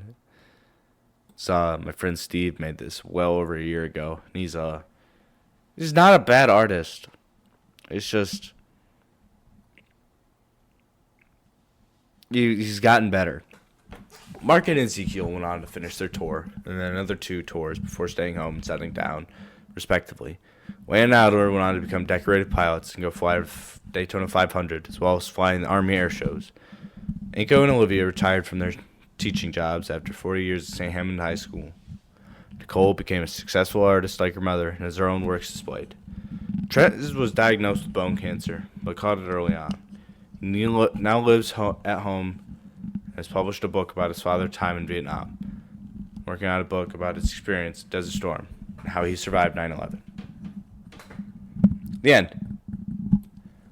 Thank you all for going on this journey with me. So what next? I'm going to be focusing on writing Rule Reversed and at least 2 chapters of that out for a real big chapter. That didn't fucking happen. None of the shit I'm about to say here actually fucking happened. After that, I'm going to work on House M Devlog due to their own request. Never even opened the doc for it. And And I'm going to make a spin-off of FMG that takes place during Trent's time in Desert Storm. Never fucking touch that either. These are the plans for your future. Happy anniversary, you sons of bitches. And remember, feed the gator.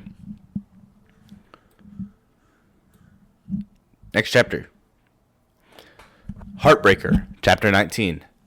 Last chapter. This is just a chapter I felt like writing. June 2005. School year ended last week. Me and Olivia only have a few more left in us before we retire from teaching at least. I still love taking pictures, and Olivia still loves painting, so I don't think either of us are going to stop doing that. As I'm sweeping up the kitchen, the phone rings. Caller ID says it's Trent.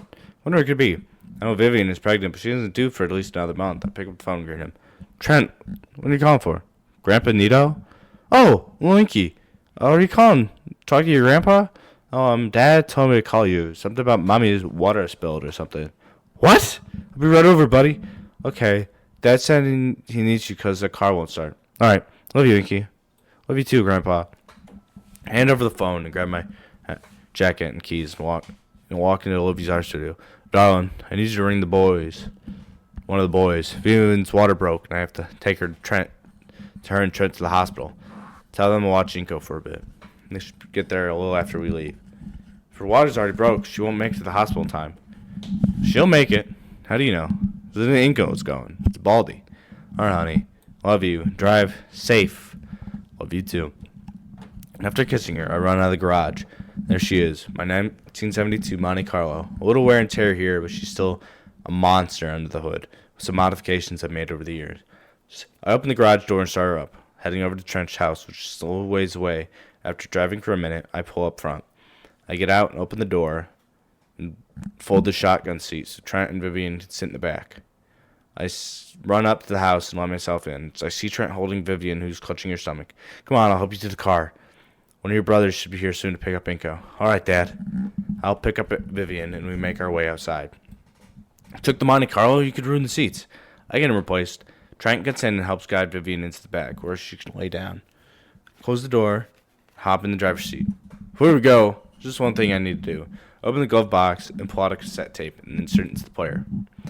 Heartbreaker, Pat Betnar.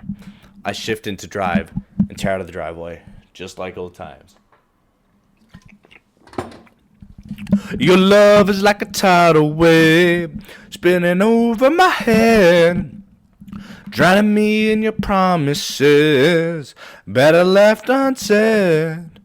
You're the right kind of sinner to release my inner fantasy, the invincible winner, and you know that you are born to be. We scream out of the neighborhood, and heads turning towards the old muscle car. You're a heartbreaker, dream maker, love taker, don't you mess around with me. You're a heartbreaker, dream maker, love taker, don't you mess around, no. Breaker, this is Baldy calling over Grim Rippy. This is Grim Ripley, what do you need? Well, I was hoping for one nice favor from you. Not much, as I know you're retiring this year. Alright, what do you need? My eldest boy, Trent, his wife, and I'm twins, and her water broke. I wonder if you could clear the streets to the nearest hospital. It's the last favor I could do for you, Baldy. What street you're on? Just about to get off Caldera Heights. Alright. Thank you, Rip. Been an honor. You too, Baldy. Trent pipes in. Who's that? Just listen. Oh, units, this is Commissioner Rip Aaron. I need the streets from Caldera Heights to the nearest hospital locked down a minute ago. I'll be damned. Same the Commissioner's son has its perks. Your love sets my soul on fire, burning out of control. You taught me the ways of desire, now it's taken its toll. You're the right kind of sinner to relieve my inner fantasy, the invincible winner, and you know that you are born to be.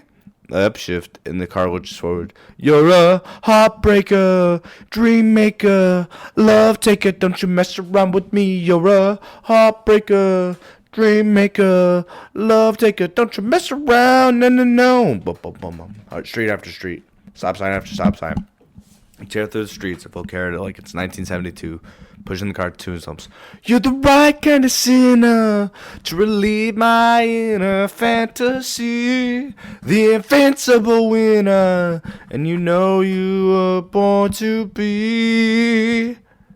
They drift around a corner. The hospital is in sight. You're a heartbreaker, dream maker, love taker. Don't you mess around with me. You're a heartbreaker, dream maker, love taker. Don't you mess around with me. You're a heartbreaker, dream maker, love taker. Don't you mess around with me. You're a heartbreaker, dream maker, love taker, heartbreaker.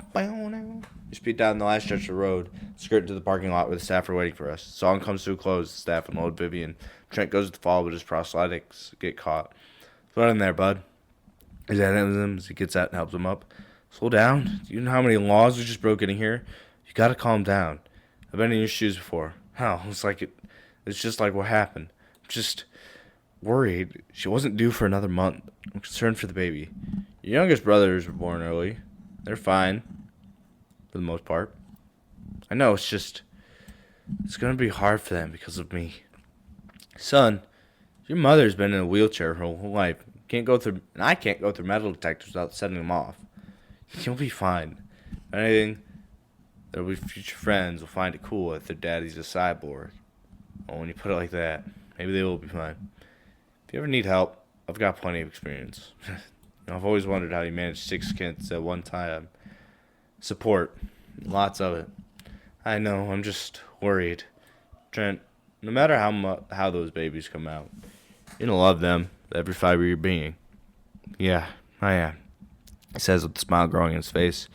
Sure laughs as we enter the building, knowing that once we leave, there will be 2 new wanderlings added to the family. That is the official end of Full Metal Gator. This was going to be the last thing I released before I left for boot camp, but then I managed to release the first chapter of Snoot Game 9 years later, which y'all should check out. I'm planning on changing up the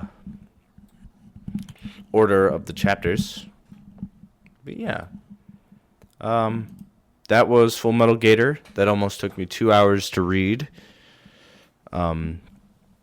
In the description will be the link to the original fic and the rewrite, which I gotta throw this video together in like CapCut or something now.